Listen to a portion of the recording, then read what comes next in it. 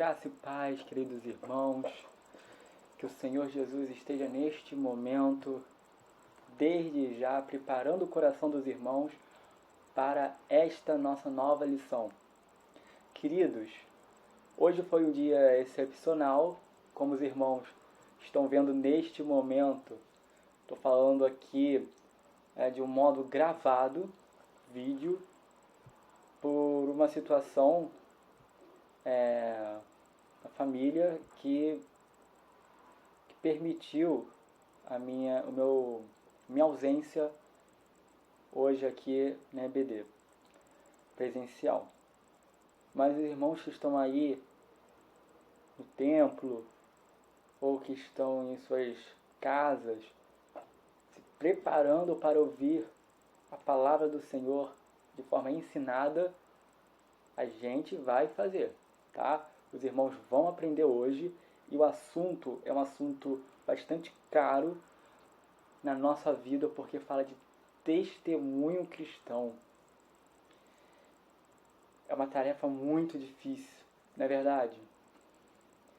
E o texto vai estar baseado em 2 capítulos de 1 Pedro. Nós vamos estudar em cima de 1 Pedro capítulo 2 e 1 Pedro capítulo 3. Eu espero que os irmãos deram alguma olhada, leram, ou que tenham alguma dúvida. E caso surja alguma dúvida, os irmãos podem escrever, se estiverem assistindo pelo celular, tanto no Facebook quanto no YouTube. Onde tiver esse vídeo, ou no privado de cada um no WhatsApp, o irmão vai lá e me mande suas perguntas. E esse vídeo vai ser um vídeo também diferente, porque eu vou pedir muita participação dos queridos, tá? Com muitas perguntas, e vamos ter essa interação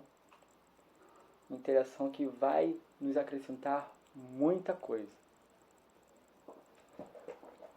Antes de mais nada, vamos orar. Vamos orar para que o nosso Deus nos direcione, para que o nosso Deus, vamos dizer, afofe a terra do nosso coração, que Ele insira no solo do nosso coração um adubo necessário para quando a semente cair, ela venha a frutificar em nós. Vamos orar? Querido Deus, neste momento, eu quero me despir de todo tipo de pecado que eu vinha cometer. Intercedo também pelos meus irmãos que estão neste momento pedindo perdão pelos seus respectivos erros, porque nós sabemos que pela graça que estamos vivos, e a graça que nos conforma a Ti. Neste momento, Senhor, eu desejo que a Tua palavra, que já já vamos ouvir, seja uma semente muito frutífera. Limpa o nosso coração de qualquer sujeira, retire as nossas pedras, espante os passarinhos que tentarem arrebatar aquilo que nós vamos aprender neste momento, para que a Sua palavra cresça em abundância, segundo o nosso bom proceder. Abençoa a minha vida, que foi incumbida de trazer à tona alguns ensinamentos que para mim são ensinamentos difíceis de praticar, porém necessários. Que no nome de Jesus meus irmãos também aprendam e venham a praticar e serem bem-sucedidos. No nome de Jesus. Amém. Amados, 1 Pedro, capítulo 2 e 3. O nosso texto áureo, aquele texto que vai ser a base do nosso estudo, é 1 Pedro, capítulo 3, versos 8 e 9. 1 Pedro 3, 8 e 9. Quanto ao mais, tenham todos o mesmo modo de pensar. Sejam compassivos, amem-se fraternalmente, sejam misericordiosos e humildes.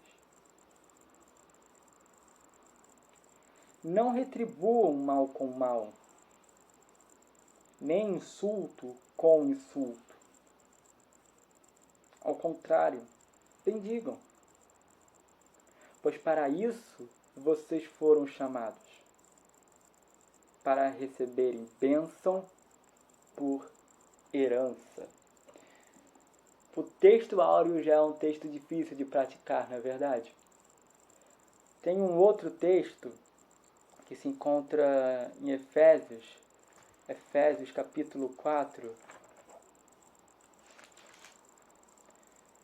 versículo 26, em que está escrito: irai-vos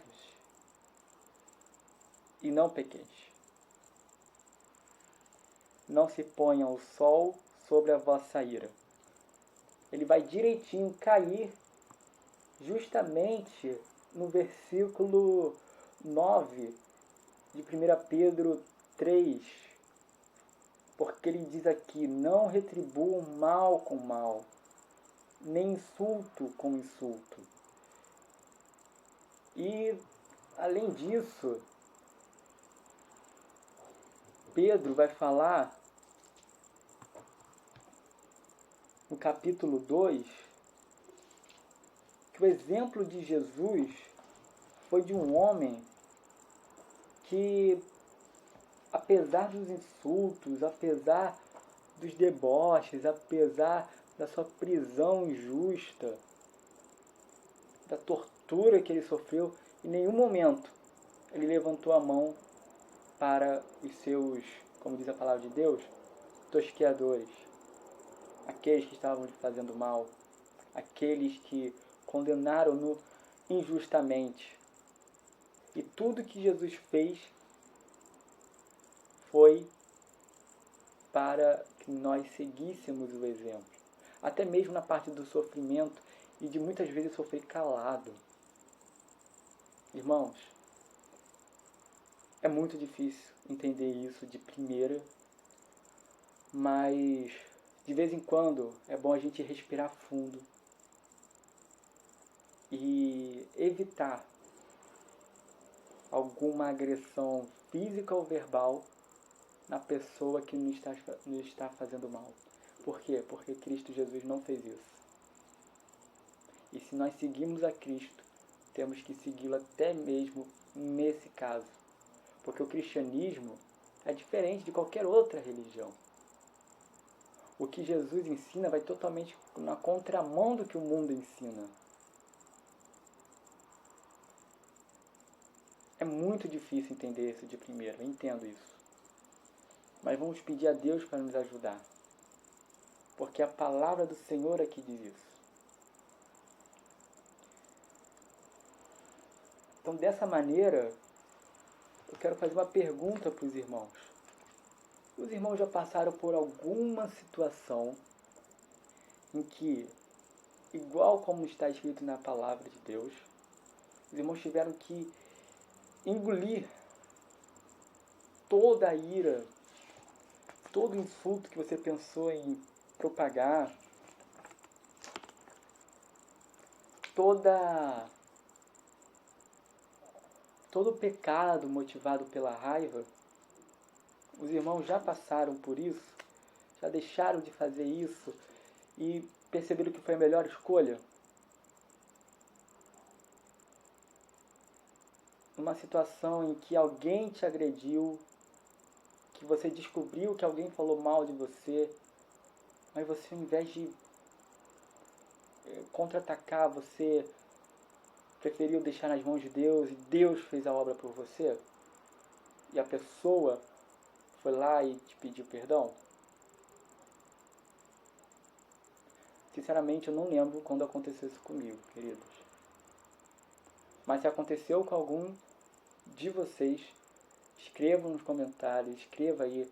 Sim, comigo aconteceu, foi isso, isso, isso, e narra. Pra gente ser edificado pelo seu exemplo. E assim a gente se ajudar por meio do seu testemunho. Porque Jesus fez isso. Jesus nos chamou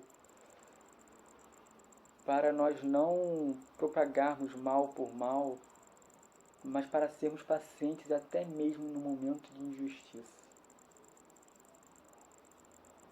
Isso não quer dizer que você não tem que lutar pelos seus direitos. Isso quer dizer que você tem que ser, ponderado. Você não tem que perder a razão. Quando você perde a razão, você está dando mau testemunho.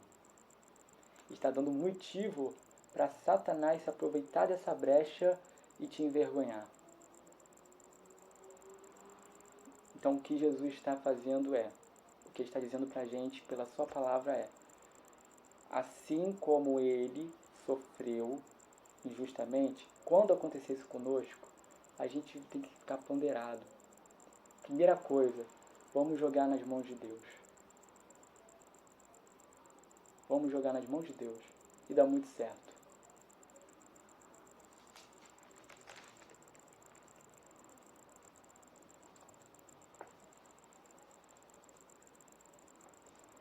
Outra pergunta que eu gostaria que os irmãos me respondessem. Tem alguém aí que pode escrever para nós alguma experiência de testemunho com Cristo, de forma que alguém se impressionou, alguém que não conhece a Cristo se impressionou com a sua atitude em determinado contexto, mas que essa atitude foi direcionada por causa da sua obediência para com Deus? Escreva aí. Escreva narrando uma experiência de testemunho com Cristo. Qualquer tipo de testemunho. Mas principalmente aquele testemunho que vem por causa do seu comportamento certo perante o Senhor. Vai ser muito importante a gente ler e a gente aprender com o seu testemunho. E vamos fazer algumas perguntas aqui. O que vem a ser o testemunho cristão? Quem deve testemunhar? Onde devemos atuar? Quando devemos agir?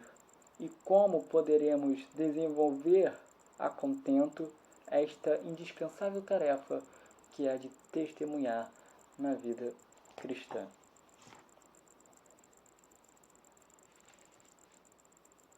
Queridos, eu vou responder a primeira pergunta, o que é um testemunho? Amados, um testemunho, ele é um comportamento, por meio de palavras também, em que você demonstra ética e moralmente a sua confiança na palavra de Deus.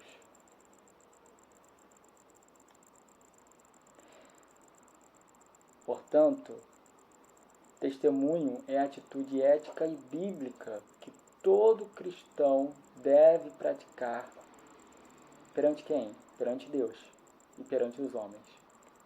Principalmente perante Deus, porque Deus conhece o nosso coração e o nosso testemunho é capaz de transformar vidas.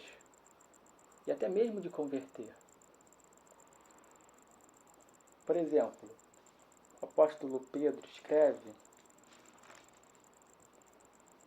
no capítulo 3, no versículo 1, o seguinte: mulheres, sede vós igualmente submissas ao vosso próprio marido, para que, se ele ainda não obedece à palavra de Deus, seja ganho, sem palavra alguma, por meio do procedimento de sua esposa, ao observar o vosso honesto comportamento cheio de temor. E essa palavra, ela vai se encaixar, vai complementar e de uma certa forma repetir o que Paulo escreveu em 1 Coríntios, no capítulo 7, do verso 12 ao 14. 1 Coríntios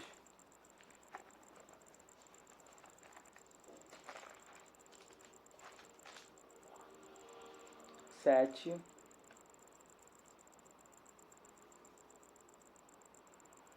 do 12 ao 14. Ao mais digo eu, Paulo, não o Senhor. Se algum irmão tem mulher incrédula, e esta consente em morar com ele, não a abandone. E a mulher que tem marido incrédulo, e este consente em viver com ela, não deixe o marido. Porque o marido incrédulo é santificado no convívio da esposa, e a esposa incrédula é santificada no convívio do marido crente. De outra sorte, os vossos filhos seriam impuros. Porém, agora são santos. Perceberam a igualdade? Então, olha a importância do testemunho, o comportamento honesto, exemplar, ético e bíblico, que pode transformar vidas. Isso já respondeu a segunda pergunta que eu ia fazer para os irmãos. Quem deve testemunhar? Para você, quem é que deve testemunhar? Qualquer pessoa? Escreva nos comentários. Na sua opinião, quem deve testemunhar? Vou partir para outra pergunta, enquanto os irmãos escrevem. Onde devemos atuar? Onde será que a gente deve testemunhar? Devemos testemunhar em casa? No trabalho? Na rua? Devemos testemunhar na igreja? Onde devemos testemunhar? Vou dar um tempo para os irmãos escreverem. São duas perguntas. Quem deve testemunhar e onde devemos ou deve-se testemunhar?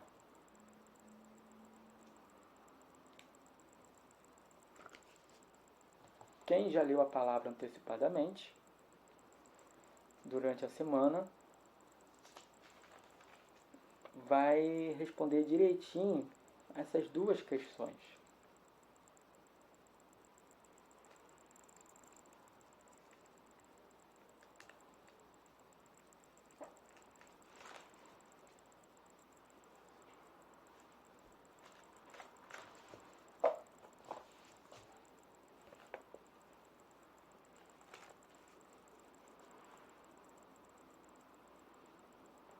Então, já escreveram a resposta de vocês? Quem deve testemunhar e onde devemos testemunhar? Dá mais um pouquinho de tempo.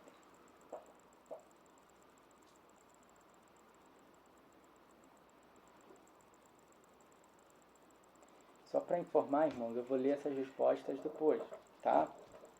Eu não estou ao vivo, está tudo sendo gravado, mas eu vou fazer questão de ler, que assim eu vou entender que os irmãos estão acompanhando, os irmãos estão interessados.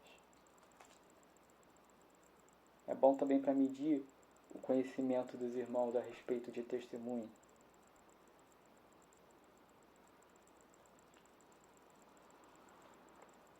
Queridos, vamos lá. Quem deve testemunhar? Os remidos do Senhor.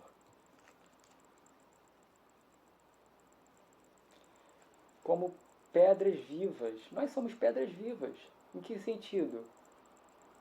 Jesus é a imagem de pedra que é usada para construir. A pedra de edificação. A partir dele foi edificada a igreja. Muita gente interpreta errado o versículo em que Jesus se dirige a Pedro e fala: sobre esta pedra edificarei a minha igreja. E coloca o apóstolo Pedro como o fundador da igreja. Não foi o apóstolo Pedro, foi o próprio Cristo que fundou a igreja.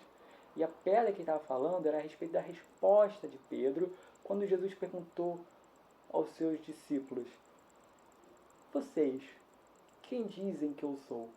E Pedro responde de primeira: Senhor, tu és o Cristo, Filho do Deus vivo. Jesus parabeniza Pedro pela resposta e diz que a partir dessa afirmação de que ele é Cristo, o Filho do Deus vivo, a pedra de construção que ele edificaria a sua igreja. Então, todos aqueles que vão fazer parte ou estão fazendo parte da igreja do Senhor, esses é quem deve testemunhar, porque pertencem ao Senhor Jesus. E o Senhor Jesus fez tudo testemunhando pela obediência a Deus. Então a primeira pergunta já foi respondida. A segunda é: onde devemos atuar?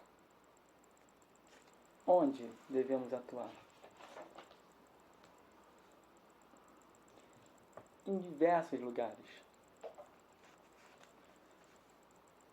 Em 1 Pedro capítulo 2, dos versos 11 ao 17, resumidamente, nós atuamos para com os não crentes e para com as autoridades, ou seja, na rua, na sociedade. A gente atua testemunhando já na sociedade, por meio de procedimento exemplar, mesmo em situações difíceis e constrangedoras e humilhantes. Também na obediência às leis civis ou às autoridades, qualquer tipo de autoridade, para que a gente não passe vergonha na frente das pessoas. Olha que coisa mais complicada e vergonhosa quando a polícia bate na porta da igreja por a igreja ter desobedecido alguma norma. Isso é uma situação constrangedora e a palavra de Deus já diz. Eu não me lembro exatamente que situação, mas foi em Romanos, que Paulo falou que é um absurdo as situações que ocorreram dentro da igreja, se não me engano, em Corinto. Dentro da igreja de Corinto ser levada a um tribunal humano, assim, ao invés de a igreja resolver, não, foi pra rua, pra todo mundo ver. E que testemunho é esse que a gente vai dar? Assim, não vai fazer diferença nenhuma na sociedade. E se temos que fazer diferença, nós temos que obedecer até as nossas autoridades, a gente gostando ou não. Claro, aquela autoridade que for de encontro aos mandamentos do Senhor, a essa a gente deve, ó, não vou consentir com esse tipo de comportamento, por mais que venha de alguém superior. Mas a palavra de Deus está dizendo aqui que a autoridade e os governantes, eles merecem obediência porque eles foram instituídos por Deus. E quando você obedecer à autoridade, você tem que obedecer como se estivesse obedecendo ao próprio Deus. Porque assim como a autoridade tem soberania, Deus deu essa soberania para ele. E Deus também é soberano.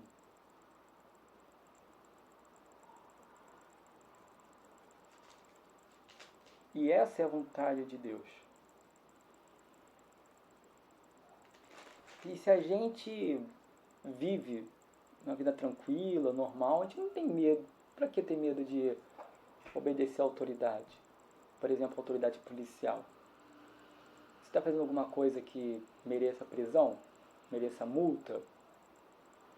Isso é importante.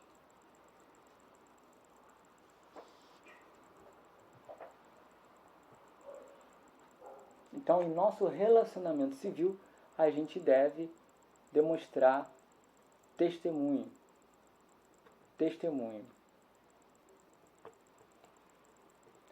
E olha que interessante, no verso 18 ao verso 25, é um estudo até difícil de compreender, uma situação que te deixa um pouco encabulado, assim, será que quer dizer isso? E a sua tendência é de interpretar de uma outra maneira fora do que a Bíblia está ensinando. De que eu estou falando? Estou falando, por exemplo, quando Pedro escreve aos servos, aos escravos, para se submeterem aos seus senhores, ainda que esses senhores fossem perversos, fossem maus. Pedro está dizendo o seguinte: vocês que agora estão vivendo uma vida com Cristo, permaneçam na casa do seu Senhor, porque se você não foi libertado, se você ainda está com Ele, fica com Ele. Ele sendo uma boa pessoa ou ele sendo uma pessoa ruim. Aliás, Pedro diz, é melhor que você sofra injustamente do que com razão. Parece que para Pedro, para a Bíblia, o sofrimento injusto é um sofrimento nobre. É o que dá a entender. Porque ele não é merecido. E quando o sofrimento não é merecido, ele é nobre. Aí você se pergunta, por quê? Ele dá a resposta. Porque nós devemos imitar tudo que Cristo fez. E lembra quando eu falei que Cristo sofreu calado, que Cristo não levantou a mão para ninguém quando estava sendo maltratado?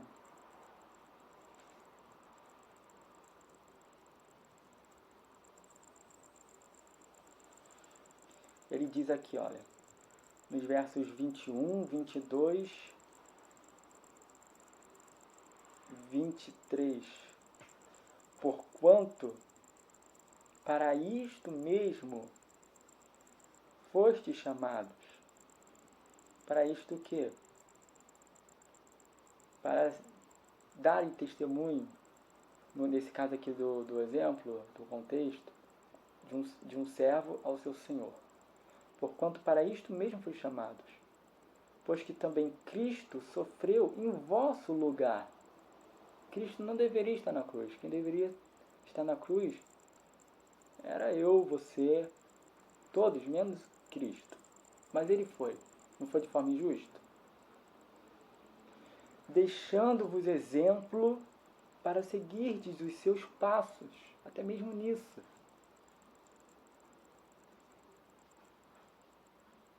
Eu não mereço que isso esteja acontecendo. Realmente, não merece.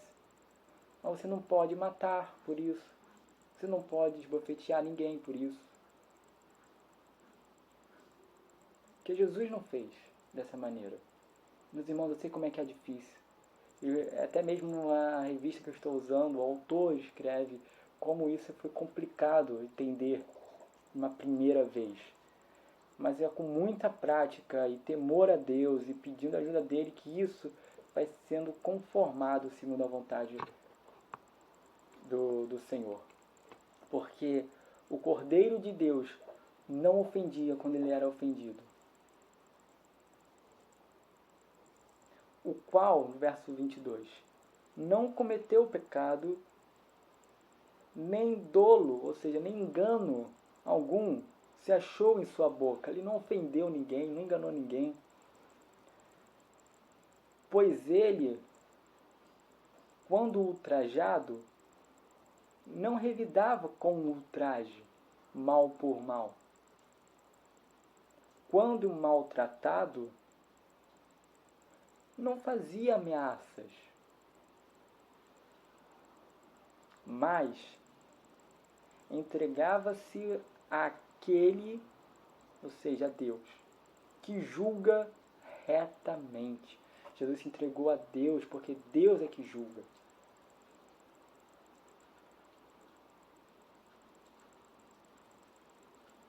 E isso vai direitinho em 1 Pedro 3,9. Não pagando mal por mal ou injúria por injúria. Antes, pelo contrário, bem dizendo, pois para isto mesmo fostes chamados, a fim de receberdes bênção por herança. Quer se vingar? Deixa a vingança nas mãos de Deus. Deus é o único que pode. Porque Ele vai fazer justiça santa e perfeita. O ser humano, por mais que ele se vingue e aquela pessoa que sofreu venha mudar de atitude, não foi o que Jesus ensinou aos seus seguidores. Pedro cortou a orelha de Malco. Jesus aplaudiu aquela situação? Não, repreendeu Pedro. Achou um absurdo Pedro defendê-lo por meio de uma agressão a uma autoridade, que era o soldado. Claro que Cristo estava no controle da situação. Ele sabia por que estava sendo preso.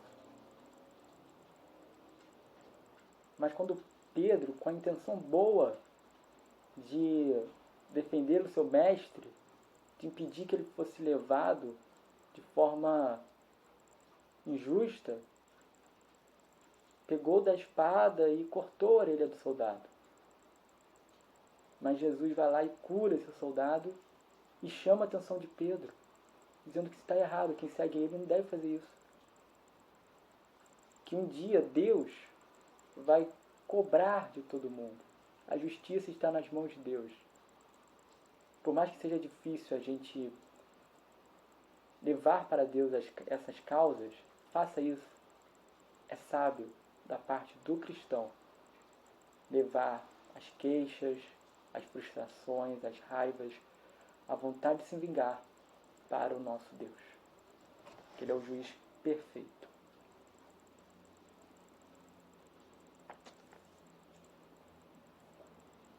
A gente então pode responder aqui. Onde devemos atuar? Já vimos que na sociedade, de modo geral, dentro da sociedade a gente deve atuar no nosso emprego, no nosso trabalho. A gente sabe que tem chefes muito complicados, mau caráter, que desprezam o seu trabalho. Mas você vai bater nele? Não pode. Não pode. O servo de Jesus, o que ele vai fazer? Vai entregar para Deus. E Deus vai deixar acontecer e vai atuar. Vai atuar. Entrega com confiança.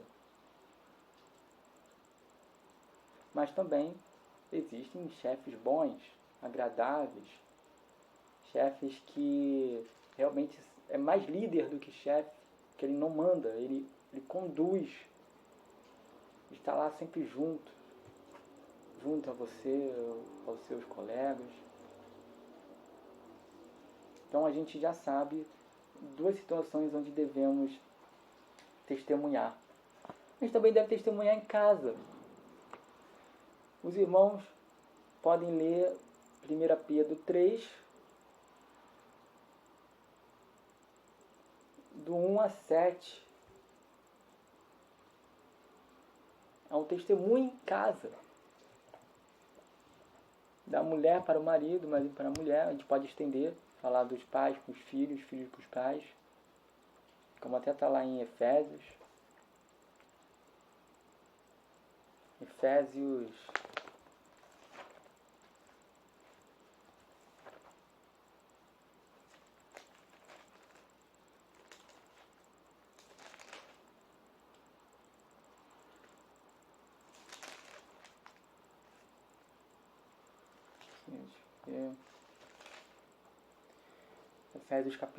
6, 5 e 6.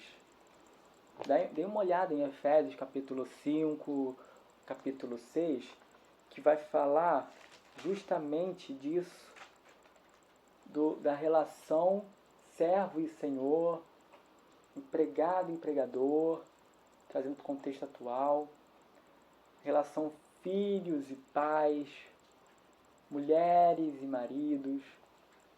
Então, 1 Pedro 3, 1 Pedro 2, 1 Pedro 3 e Efésios capítulo 5 e capítulo 6, eles se completam.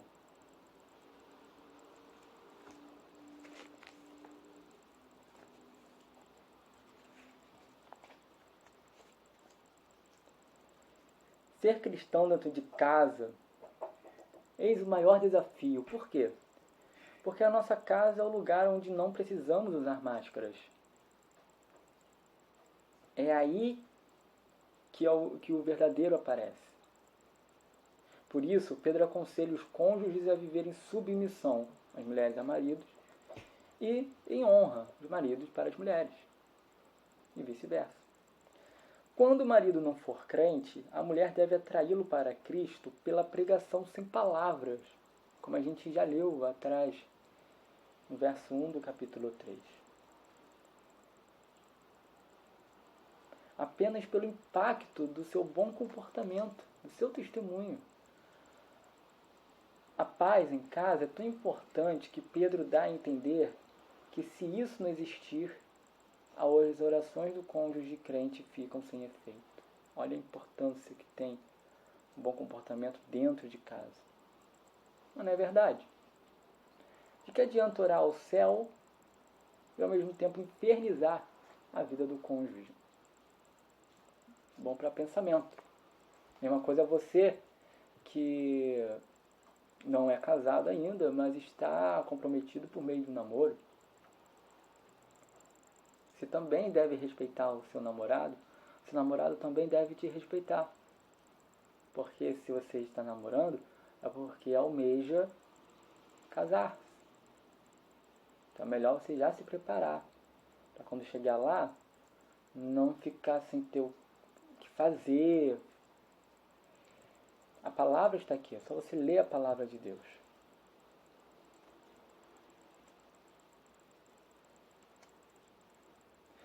Devemos refletir a presença, testemunhar, ou seja, refletir a presença de Cristo na igreja. Lá no capítulo 3, versos de 8 a 11. Finalmente, sede todos de igual ânimo, ou seja, pensem a mesma coisa.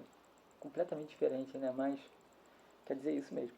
Compadecidos, fraternalmente amigos, misericordiosos, humildes. De novo, não pagando mal por mal, ou injúria por injúria. Antes, pelo contrário, bendizendo.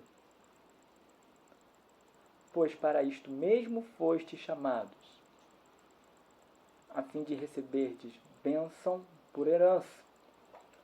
Pois, quem quer amar a vida e ver dias felizes, refreie a língua do mal e evite que os seus lábios falem dolosamente,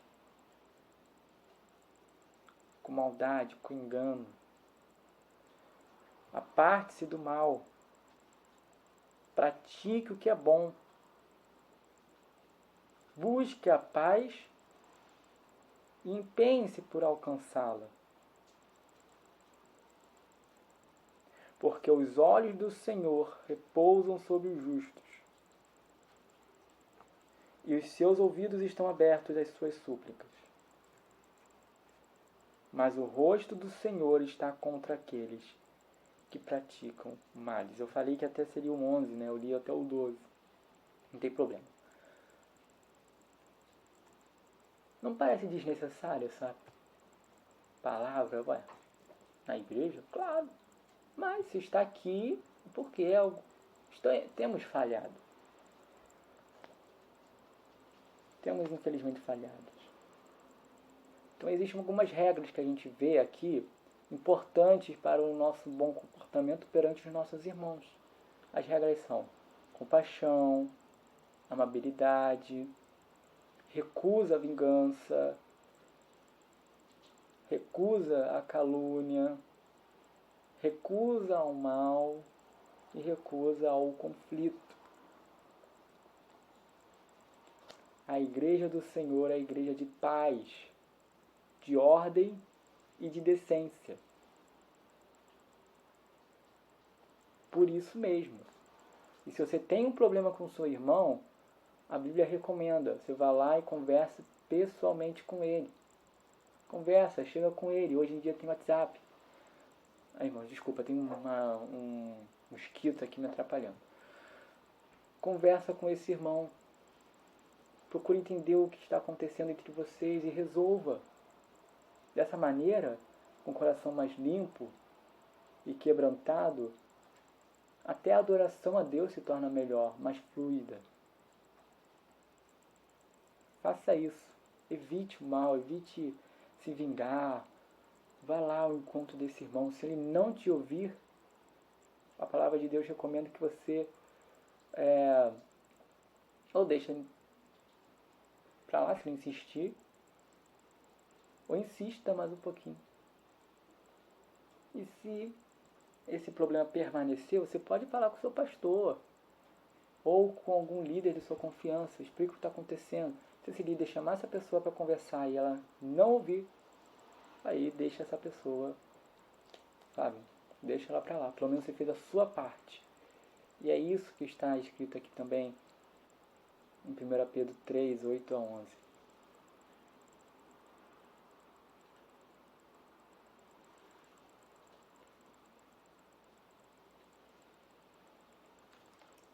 E também devemos refletir a presença de Cristo nos relacionamentos hostis. No verso 12 eu já li, até o 22, que fala da prática do bem, a longanimidade segundo o exemplo de Cristo. Longanimidade é paciência. Ora, quem é que vos há de maltratar, se fordes zelosos do que é bom? Mas, ainda que venhais a sofrer por causa da justiça, da boa obra, depois que você se converteu a Cristo, bem-aventurados sois.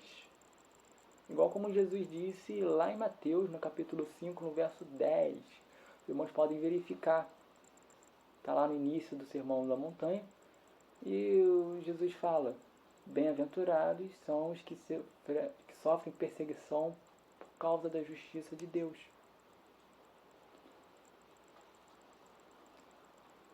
Quando isso acontecer, não vos amedronteis com as suas ameaças, nem fiqueis alarmados. Antes, santificai a Cristo como Senhor em vosso coração, estando sempre preparados para responder a todo aquele que vos pedir razão da esperança que há em vós, fazendo-o, todavia, com mansidão e temor, com boa consciência, de modo que, naquilo em que falo contra vós outros, fiquem envergonhados os que difamam o vosso bom procedimento em Cristo. Porque, se for da vontade de Deus, é melhor que sofrais por praticardes o que é bom do que praticando o mal. Pois também Cristo morreu uma única vez pelos pecados, o justo pelos injustos, eu e você, para conduzir-vos a Deus. Morto, sim, na carne, mas vivificado no Espírito. Vou pular para o verso 22 para não ficar tão grande. O qual, depois de ir para o céu, está à destra de Deus, ficando-lhe subordinados anjos e potestades e poderes. Então devemos atuar também nesses relacionamentos complicados que nós temos, sem se vingar, sem agredir. Tem que ser uma manifestação pacífica. Manifestação pacífica.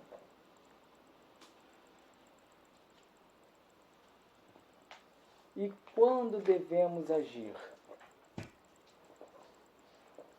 Devemos agir sempre. Sempre. Principalmente nos momentos complicados. Sempre eu estou batendo nessa tecla. Porque dar testemunhos em situações favoráveis é fácil.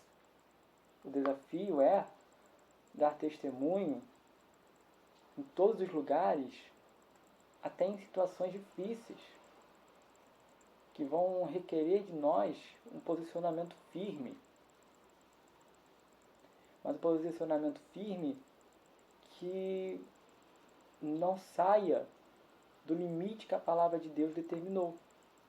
Que nesse caso é um posicionamento firme sem se vingar, sem insultar com insulto, sem agredir física ou verbalmente, sem xingar, sem deixar que a ira domine você que tem que dominar a ira. É difícil, irmãos. Nós temos personalidades diferentes. Tem personalidade em que isso é mais fácil, um autodomínio, do que em outras personalidades. A psicologia explica. Mas a palavra de Deus é para todos.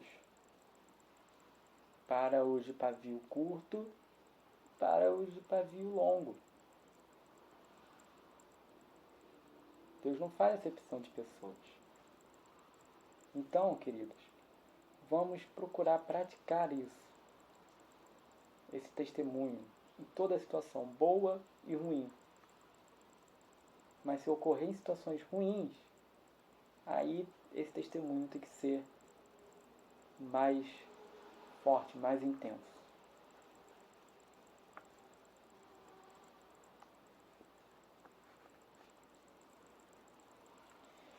E eu gostaria de fazer uma pergunta. Já aconteceu com você de, por causa desse testemunho que você deve ter em relacionamentos ou em ocasiões hostis, cujo resultado foi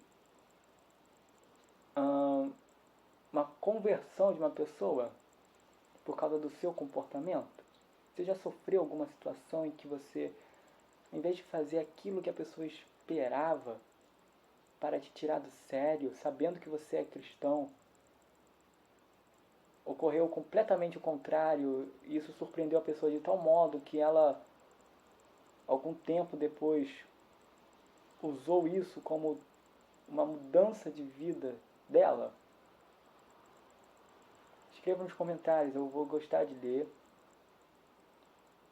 Eu vou ler com prazer, outros irmãos também lerão, e isso vai estar aí na internet para abençoar muitas vidas com o seu testemunho. Eu já tive umas situações que eu realmente fui tentado a sair do sério, mas principalmente na escola, mas eu consegui resistir. Uma vez não consegui, mas a maior parte sim. A maior parte sim. Entregava para Deus e Deus fazia realmente o trabalho. Então, e isso surpreendeu algumas pessoas, de modo que hoje somos amigos. Então, é uma situação que realmente ocorre e, mais uma vez, eu insisto. Escreva aí para a gente ler, para eu ler, entender o que aconteceu, qual foi o seu testemunho nessas ocasiões em que é mais fácil você dar vazão ao seu instinto do que reprimi-lo em nome de Jesus, por causa de Cristo, por causa do temor a Cristo. Para finalizar, queridos,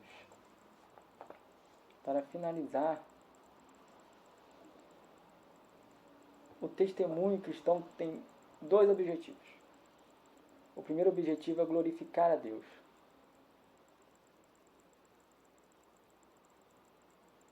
Vamos ler Mateus 5:16. Mateus 5,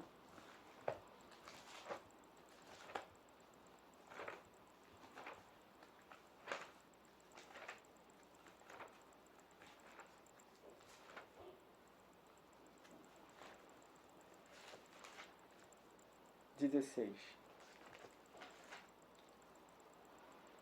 Assim, brilhe também a vossa luz diante dos homens, para que vejam as vossas boas obras e glorifiquem a vosso Pai que está nos céus. Essa palavra foi quando Jesus disse aos discípulos que eles eram a luz do mundo. Então eles tinham que iluminar o mundo, mostrar ao mundo o caminho por meio do comportamento, das boas obras, de tudo isso que a gente está estudando até agora.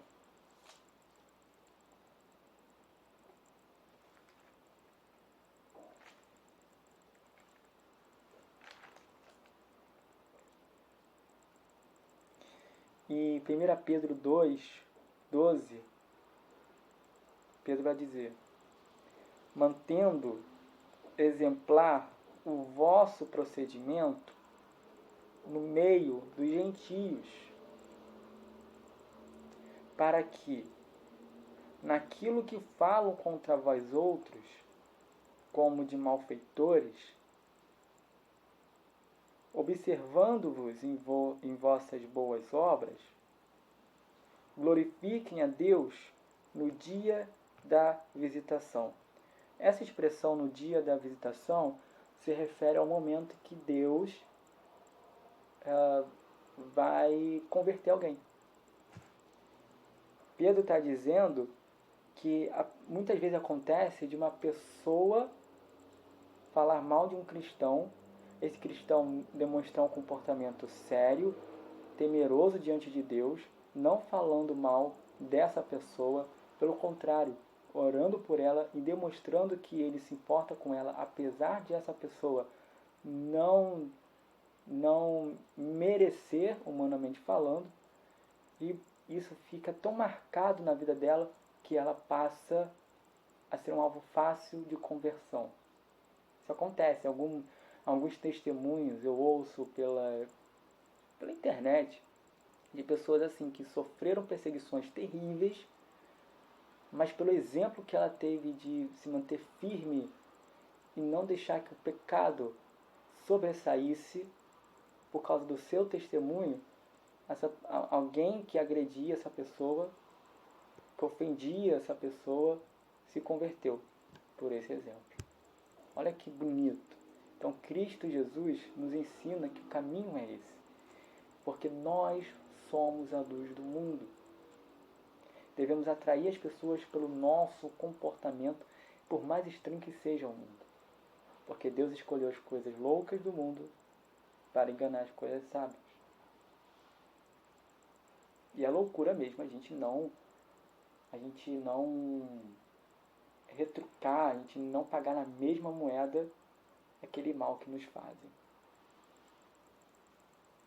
Porém é da vontade de Deus. Então louvar ao Senhor com o nosso comportamento, com o nosso proceder, fala mais alto que louvar ao Senhor uma voz alta e clara. E o segundo objetivo de um comportamento cristão, do testemunho cristão, é de convencer o mundo, embora saibamos que o mundo é convencido pelo Espírito Santo.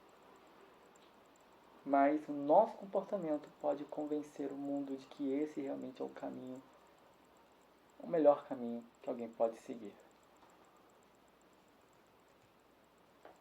Então, meus amados,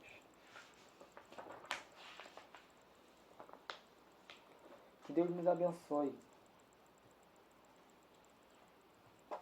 Que Deus nos ajude a não tornarmos mal por mal, injúria por injúria, mas bem dizer. Que Deus nos ajude a um comportamento sadio e correto perante Deus e perante os homens, porque nós somos a luz do mundo. Amados, muito obrigado pela presença dos irmãos até aqui. Espero que o Senhor Deus fale aos seus corações.